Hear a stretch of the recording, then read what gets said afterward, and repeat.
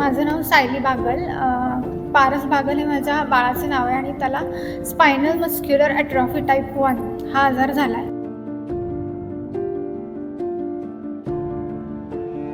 आणि त्या आजारावरती एकमेव वॅक्सिन आहे ज्याचं नाव आहे झोल्गेन्मा आणि ते वॅक्सिन अमेरिकेवरून मागवावं लागतं आणि ज्याची प्राईस आहे 14 कोटी रुपये.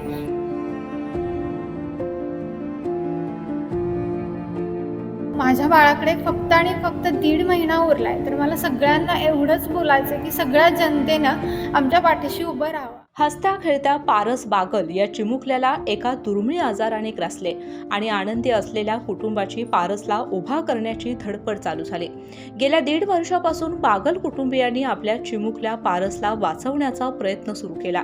मात्र आता त्यांना गरज आहे संवेदनशील दातृत्वाची. सातारा शहरातील रहिवासी असलेल्या बागल यांच्या कुटुंबात पारसचा जन्म झाला.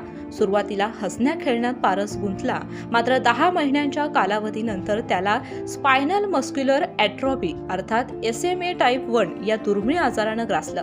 हा एक गंभीर आणि दुर्मिळ अनुवंशिक विकार आहे जो पाठीच्या कण्यातील मोटर न्यूरॉन्सवर परिणाम करतो, ज्यामुळे स्नायू कमकुवत होतात आणि जीवघेणी गुंतागुंत होते. यानंतर पारसच्या कुटुंबियांनी त्याच्यावर विविध रुग्णालयामध्ये उपचार चालू केले, मात्र कोणतंही औषध त्याच्यावर परिणामकारक ठरत नव्हतं. सध्या पारस हा 2.25 वर्षांचा असून त्याला या आजारातून बाहेर पडण्यासाठी अमेरिकेत मिळणाऱ्या झोल्गेन्मा लस देणं अत्यंत गरजेचं असून या लसची किंमत 14 कोटी आहे. येत्या 2 महिन्यात ही लस पारसला देणं महत्त्वाचं आहे. त्याच्याकडे कमी वेळ शिल्लक असल्याने वेळेत उपचार मिळावेत यासाठी कोल्हापुरातील जिजा समाज कल्याण संघटनेच्या वतीनं लोकनिधी उभारण्याची अर्थात मातृत्वाची महाचळवळ सुरू करण्यात आलेली आहे. अशा प्रकारची लस भारतामध्ये आणण्यासाठी राज्य शासनासह केंद्र सरकारने प्रयत्न करावेत.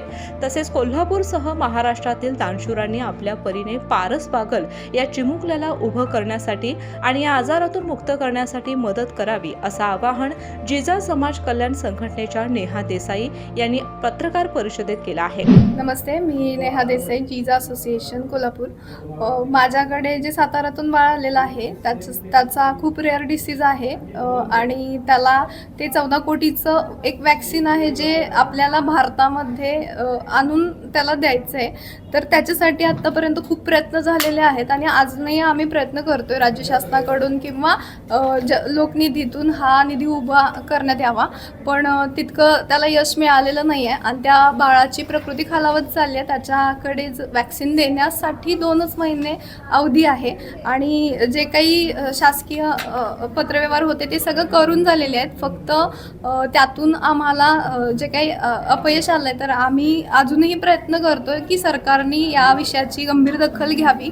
आमची जी काही मागणी आहे की ह्याच्यावरती एक उच्चस्तरीय बैठक व्हावी किंवा ह्याचा जो काही निर्णय असेल त्याच्यासाठी चर्चा व्हावी आणि त्याला वॅक्सिनची तरतूद करण्यात यावी किंवा लोकनिधीतून आम्ही जो काही निधी उभा करण्याचा प्रयत्न करतोय तर त्याच्यासाठी आपली जी काही संवेदनशील जनता आहे त्यांनी प्रत्येकाने पुढे येऊन थोडी थोडी मदत करावी. कारण 5-50 लाखाची गोष्ट असती तर वेगळं होतं, पण हा गोल खूप मोठा आहे आणि इतर राज्यांमध्ये पण अशा काही केसेसमध्ये लोकनिधीतून खूप मोठा निधी उभा राहिलेला आहे.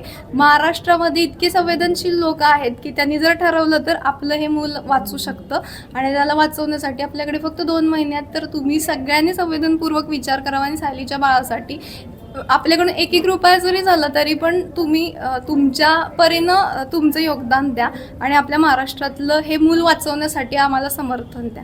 ज्या दिवशी पारसला स्पायनल मस्क्युलर ॲट्रॉफी हा आजार झाला असल्याचा डॉक्टरांनी सांगितलं त्यावेळेपासून आजपर्यंत पारस बागलच्या आईवडिलांसह कुटुंबियांनी त्याला उभं करण्यासाठी प्रयत्न सुरू केलेले आहेत.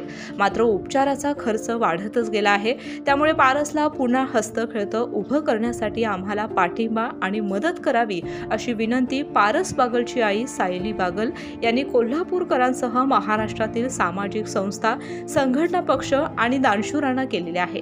माझं नाव सायली बागल.